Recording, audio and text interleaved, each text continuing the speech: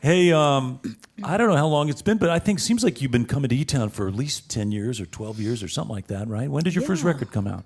Oh, good question. Late 90s, right? Yeah, it was late 90s, and it has been about 10 years. It's great getting to sort of visit from time to time.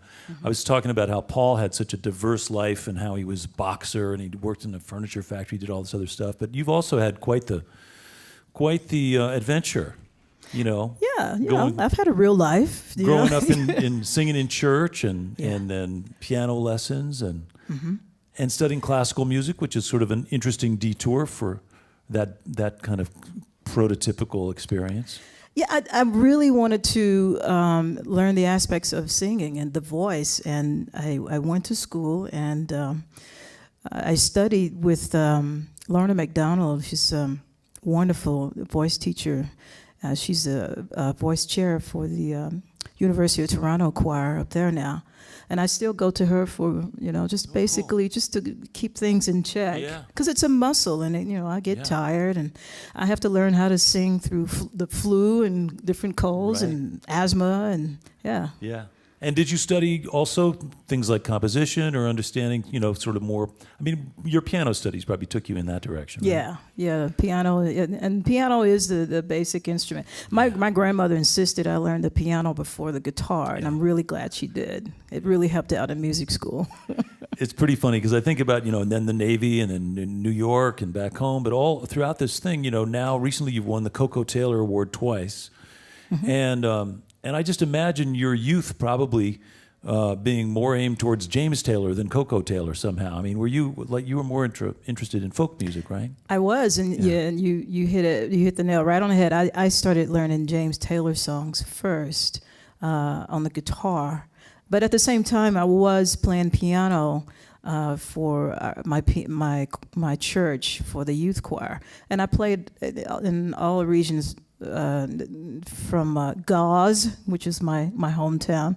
I pronounced it wrong, didn't I? Yeah, it was interesting. It was an interesting pronunciation. Gauze. Gauze. Yeah, like Gauze. Gauze, but it's Gause. Gauze. I'm going to have to fix that. Yeah. Gauze.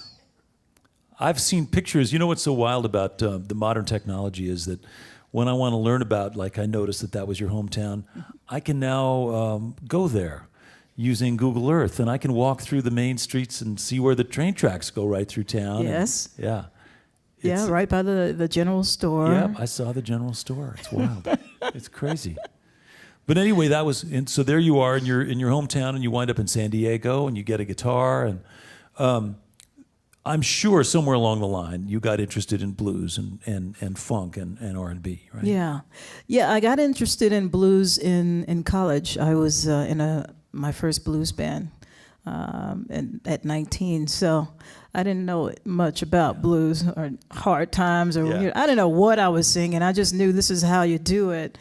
But it's funny. You grow up and you live long enough. You got something to say. Yeah. And do you feel like an outsider in the blues world now when you go in there and you win these prizes in the blues contests and stuff, and you're in this blues community? Do you feel like you're in it, or you're sort of just on the periphery of it? I feel in it because I do relate to it, and I've been doing it long enough. Yeah. And I do write blues songs. I just happen to write other songs too. I write folk and gospel and reggae and whatever I can get away with these days, really. Yeah. Hey, speaking of which, Michelle and Degiacello produced your newest CD, and you said something really interesting about that experience of working with Michelle, because you talked about how you wanted to be more free to do songs that have more to do with things that should be brought up and things about your life, about yourself, because you said you tend not necessarily to hide, but I tend to put the song in front of me and not necessarily have it be a part of my own life and my own experience. So what's that shift about? What does that mean you can write about that you weren't writing about before?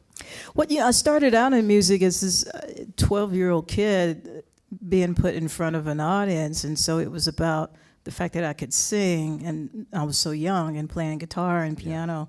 So it was always about the song. It was never about me, and I kind of got into that and stayed there.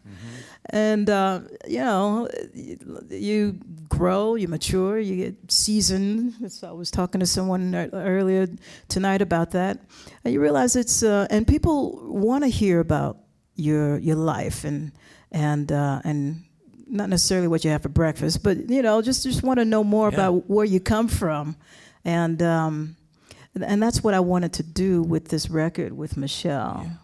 And just now, get real. Yeah. Well, your life is full of all kinds of things that are worth talking about. I mean, you and your partner now have a 3-year-old daughter, is that right? Yes. 3-year-old and a puppy, too. And a puppy, too, yeah. And so marriage equality is an issue that I know you're outspoken about. And very much so. Yeah, and that's important. And I know that was important for Michelle as well. So we were on the same page when it came to the content for this record. Which I spent a lot of time writing about things that mattered to me. And she brought a lot of songs to the table that some I had heard and some I really wanted to sing. I think we had maybe 4 or 5 Staples Singers songs before I finally chose 2, and then we broke it down to just 1 for the album.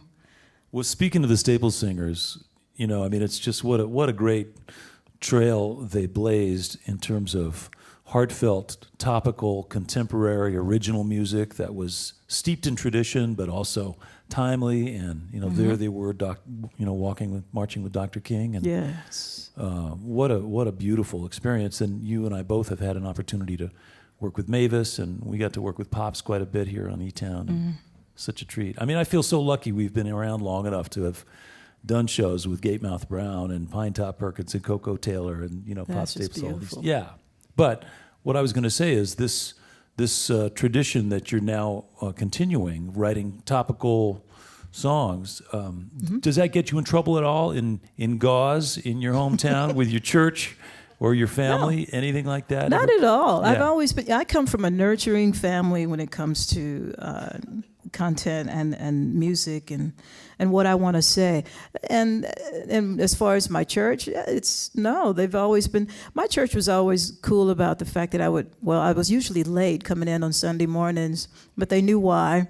But and they would, after the service, they would ask me, "Oh, baby, we heard you were at the cantina last night. How did the show go?" They were always really cool about, really just, I come from a blessed family and community that nurtured me through the years, and my family even now, my brother and my sister, they're very supportive of what I do. Yeah.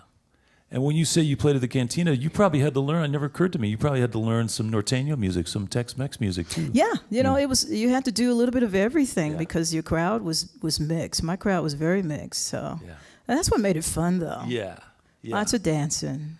Well, it's been an amazing ride. Do you communicate with Mavis Staples these days? I do. I know she had a birthday, and I sent a message to her. I think she was in Europe or something.